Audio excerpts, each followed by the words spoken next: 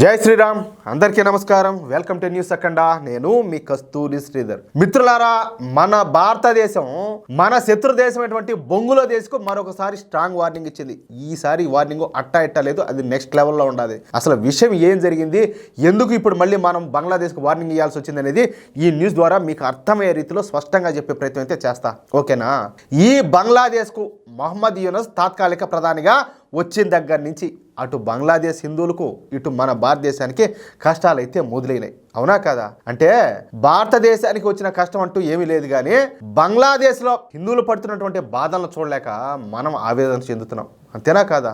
అందుకు కారణం ఈ మత పిచ్చి మహమ్మద్ యూనస్ గాడు. చూస్తే ఒక జోకర్ లాగా, ఒక బఫుల్ లాగా ఉంటాడు. ఏది అంతా ఇది కొబ్బరి చెప్పలు తినే కోతి మాదిరిగా, చింపాంజీ మాదిరిగా. ఈ మహమ్మద్ యూనస్ గాడు ఒక రాడికల్. అందుకే దగ్గరుండి మరి జైళ్లలో ఉండేటటువంటి తీవ్రవాదులందరినీ కూడా విడిపించాడు. వాళ్ళు ఏం చేశారో వచ్చి హిందువులందరి మీద దాడులు చేయడం మొదలుపెట్టారు. హత్యలు చేశారు, అత్యాచారాలు చేశారు, లూటీలు చేశారు, దహనాలు చేశారు. వాళ్ళు చేయనటువంటి నేరాలు ఘోరాలు. వీళ్ళకు తోడేందంటే ఈ బంగ్లాదేశ్లో ఉండేటటువంటి ఆర్మీ, పైగా పోలీసులు కూడా వాళ్ళకు వంత బలికి వాళ్ళకు సపోర్ట్గా ఉండి మరి దగ్గర ఉండి మరి దాడులు చేశారు. ఈ ప్రక్రియ అంతా ఎట్లా జరిగింది? ఈ ఆధ్వర్యంలోనే జరిగింది, మహమ్మద్ యూనస్ గాడి ఆధ్వర్యంలోనే. సరే, ఇక ఈ మహమ్మద్ యూనస్ మన ప్రధానితో కలవడానికి శత విధాలా కూడా ప్రయత్నం చేశాడంట. అంటే చేసేటన్ని లంగారు లత్కోరు వ్యాపారాలు ఇటు మళ్ళీ మన దేశంతో కలిసి మళ్ళీ మన దేశం ద్వారా వీటికంతా మేలు కలగాల. ఎవర్రా స్వామి, ఎవర్రా ఎరు పుష్పాలను అయినా ఎవరు ఎరు పుష్పాలు అనుకుంటున్నారు దేశంలో? చేసే లంగా వ్యాపారాలని లత్కోరు వ్యాపారాలని చేర్చా కూడా మళ్ళీ ఏంటంటే మళ్ళీ భారతదేశం సపోర్ట్ కావాలా?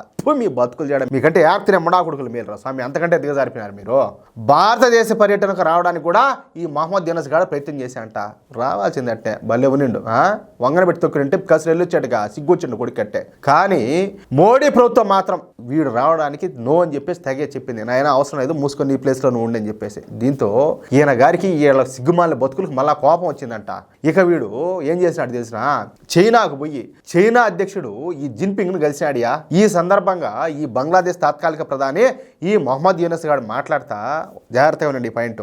భారతదేశంలోని 7 రాష్ట్రాలకు సముద్ర మార్గం లేదు. ఆ ప్రాంతానికి బంగ్లాదేశ్ మాత్రమే సముద్ర సంరక్షకురాలు. కాబట్టి ఇది చైనా ఆర్థిక వ్యవస్థకు విస్తరణగా ఉపయోగపడుతుంది. ఇక్కడ వస్తువులు తయారు చేసి చైనాకు తరలించవచ్చు. ఏడా? బంగ్లాదేశ్లో. ప్రపంచంలోని ఇతర ప్రాంతాలకు కూడా ఎగుమతి చేయొచ్చు. తీస్తా నదీ జలాల నిర్వహణతో సహా నదీ జలాల నిర్వహణ కోసం 50 సంవత్సరాల మాస్టర్ ప్లాన్ అయితే రూపొందించాలా. చిట్టాగాంగ్లోని చైనా ఎకనామిక్ అండ్ ఇండస్ట్రియల్ జోన్ను అభివృద్ధి చేయడానికి, చైనాతో కలిసి పనిచేయడానికి మేమైతే సిద్ధంగా ఉన్నామంట. అతివాగుడంతా కూడా వాగినాడు. నువ్వు పోయినావు, నీదేదో నువ్వు కడుక్కో. కనీసం నోట్లో బ్రష్ చేయరు, సరిగ్గా స్నానాలు చేసేవారు, కడుక్కుంటారో లేదో తెలియదు. మీ బతుకులకి ఎందుకురా మీ శుద్ధికి ఇంకొక భారతదేశం గురించే? సరే, నీకేం నీకేం కావాలా? వాడు ఏదైనా పెట్టేట్టుకంటే ఇప్పుడు పాకిస్తాన్కి బొచ్చి కదా ఇచ్చినట్టు చేతిలో పెట్టినట్టు మీకు ఏదైనా బొచ్చి ఏమైనా పెడతాడేమో. పోయి ఏదో నువ్వేదో వాడిని నాకోవడమో దేక్కోవడమో ఏదో చేసుకోవాలా, అడుక్కోవడమా? అట్ట కాకుండా మధ్యలో భారతదేశంతో నీకేం పని రా లంగాగా? సరే, అంటే మన ఈశాన్య రాష్ట్రాలకు బంగ్లాదేశే పెద్ద దిక్కని, కాబట్టి ఈశాన్య రాష్ట్రాలను చైనా కనుక ఆక్రమించుకోవాలంటే చూడండి, ఈశాన్య రాష్ట్రాలను కనుక చైనా ఆక్రమించుకోవాలంటే అందుకు బంగ్లాదేశ్ సాయం చేస్తుందని చెప్పేసి పరోక్షంగా మాట్లాడినాడు. అంటే భారత్ను బెదిరించే ప్రయత్నం చేశాడు ఈ జోకర్ గాడు. అంటే మన దేశ అంతర్గత విషయాల్లో ఈ బంగ్లాదేశ్ కమిడియన్ జోకరు కలగ చేసుకున్నాడు అనమాట. ఇక వీడి వ్యాఖ్యలకు భారత్ అయితే తీవ్రంగా స్పందించింది. స్పందించుకుంటామంటే మనం భారతీయులం ఎట్లవుతామా? ఇక మహమ్మద్ యూనస్కు ప్రతిస్పందనగా మన విదేశాంగ శాఖ స్పందిస్తా, మా ఈశాన్య రాష్ట్రాలకు సముద్ర తీర ప్రాంతం లేదు. సో వాట్ అయితే ఏందైతే మాకు కనెక్టివిటీ సమస్యలుంటే సముద్రాలకు ఎలా అనుసంధానం కావాలో మా ప్రభుత్వం చూసుకుంటుంది. మధ్యలో మాట్లాడడానికి నువ్వెవరో బఫూను? మీ మీద నమ్మకం లేకనే మేము మయన్మార్లో ఈశాన్య రాష్ట్రాలను కలుపుతూ ఒక ప్రాజెక్ట్ని అయితే ప్రారంభించినాం. అదే కల్దాన్ రోడ్ ప్రాజెక్టు. ఈ కల్దాన్ రోడ్ ప్రాజెక్టు అన్ని ఈశాన్య రాష్ట్రాలను కలుపుతూ మయన్మార్లోని రఖైన్ రాష్ట్రంలోని సిట్వే సీపోర్ట్ని అయితే కలుస్తుంది. మళ్ళీ ఈ సిట్వే సీపోర్ట్ నుంచి హుగ్లీ నది ముఖద్వారం వద్ద మేము మరొక సీపోర్ట్ని కూడా నిర్మిస్తున్నాం. కాబట్టి మా ఈశాన్య రాష్ట్రాలకు వచ్చిన ఇబ్బంది ఏమీ లేదు. మేము ఈశాన్య రాష్ట్రాల్లో నిర్మిస్తున్నటువంటి ఈ కల్దాన్ నదీ ప్రాజెక్టు త్వరలో అయితే పూర్తి అయిపోతుంది.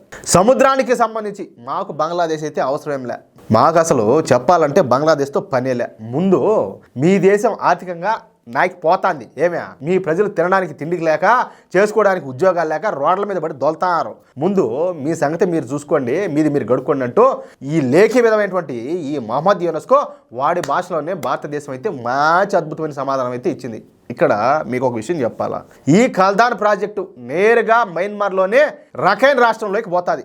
ఈ రఖైన్ రాష్ట్రంలో రోహింగ్యా ముస్లింలు ఎక్కువగా ఉంటారు. అందుకే ఈ రోహింగ్యా ముస్లింల బెడద రాకుండా ఉండడానికి మన అజిత్ దోవల్ గారు ఇక్కడ రఖైన్ ఆర్మీను పెంచి పోషిస్తున్నాడు కావచ్చు.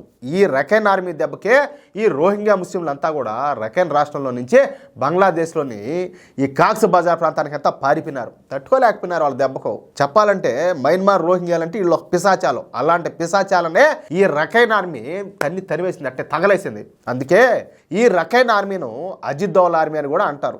ఏది ఏమైనప్పటికీ ఈ విషయంలో మాత్రం మన అజిత్ దోవల్ గారికి హ్యాట్స్ ఆఫ్ చెప్పక తప్పదు.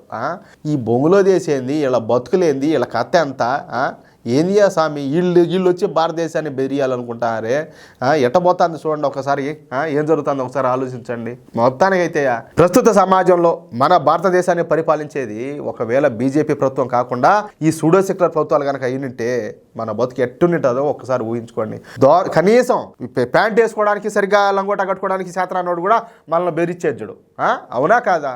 అది మ్యాటర్. అయితే మిత్రులారా, ఈ న్యూస్ కనుక మీకు నచ్చినట్లయితే ఖచ్చితంగా ఈ న్యూస్ నలుగురికి షేర్ చేయండి. అదేవిధంగా ప్రతి ఒక్కరు కూడా మీ యొక్క అమూల్యమైన అభిప్రాయాలను తప్పనిసరిగా కామెంట్ రూపంలో తెలియజేయండి. అలాగే ఇంతవరకు మీరు కనుక మన ఛానల్ని ఇంకా సబ్స్క్రైబ్ చేసుకున్నట్లయితే ప్రతి ఒక్కరూ మన ఛానల్ సబ్స్క్రైబ్ చేసుకోండి, సపోర్ట్ చేయండి ప్లీజ్. జై శ్రీరామ్.